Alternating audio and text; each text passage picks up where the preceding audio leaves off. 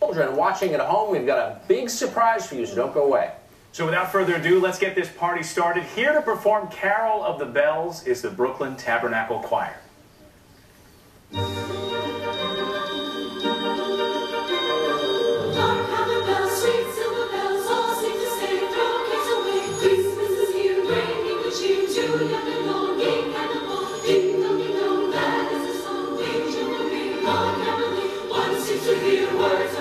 From everywhere, filling the air. Oh, how they will praise and song. Oh, hailing everyone, people sing songs of the cheer. Christmas is here. Merry, merry, merry Christmas.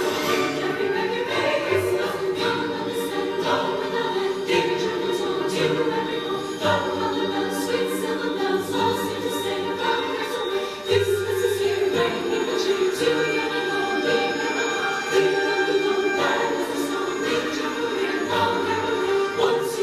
Words of the cheer from everywhere, filling the air. Oh, how they flow, raising the song, oh, again, time and return. Hailing everyone, people sing songs of the cheer. Christmas is here. Merry, merry, merry Christmas. Merry, merry, merry Christmas. Young on the stand, long on the land. Dear children, song to every home.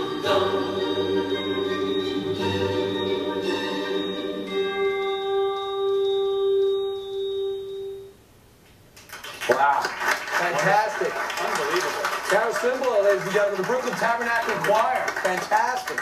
So first off, you did fantastic. Good job.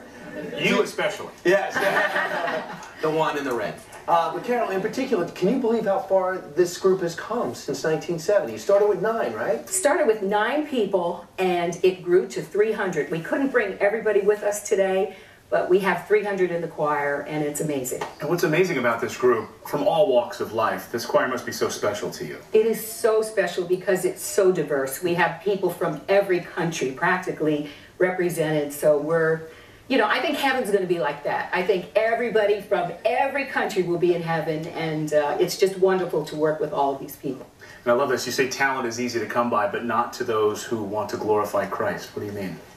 Well, you know, it's the whole purpose of our ministry is to glorify Christ. So we want to have people in the choir that really love Jesus Christ and want to minister to hurting people. And back here you have lawyers, you have professionals. They don't do this necessarily full time. You guys enjoy this? We enjoy listening to you, and it's so obvious you love what you do. Thanks so much for coming down and making our Christmas special even more special. Thank you. Thank you. Carol, great meeting. Thank you. Thank you, Carol. Thank Let's send it over to Steve.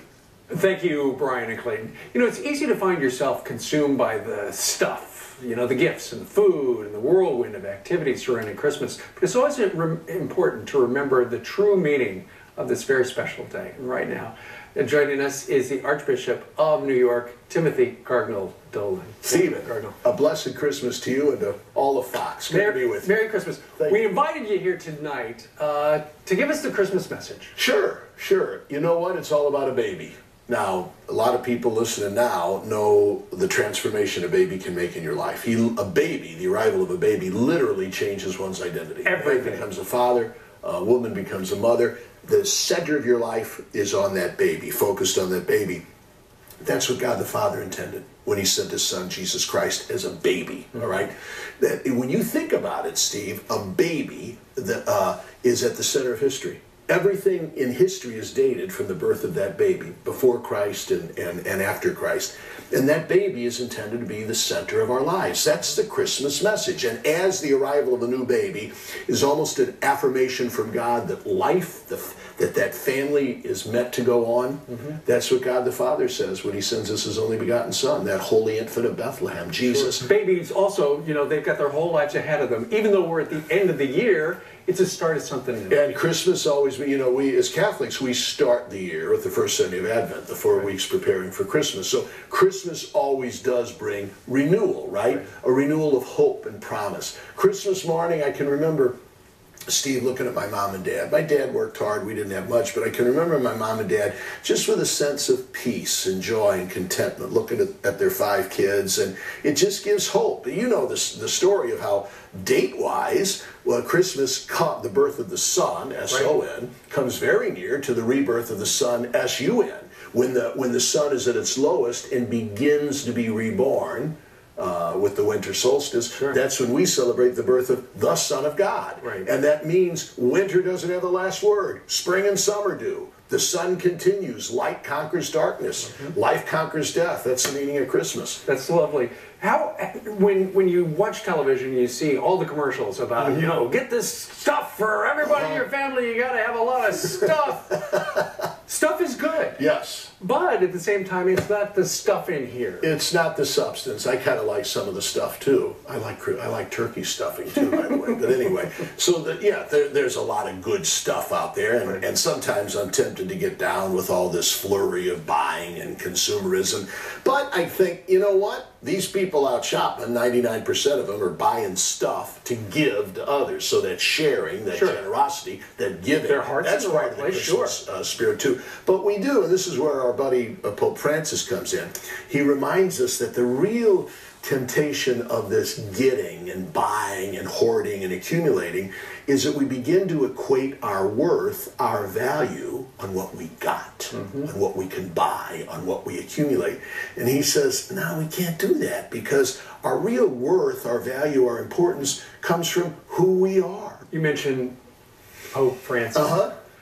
Is it just my imagination, or it seems like this Christmas, people, I'm Catholic, I'm a lecturer in our church, people seem to be a little more excited. Not bad. About the church. He is a genuine Christmas gift. Pope Francis is. He's got the world's attention.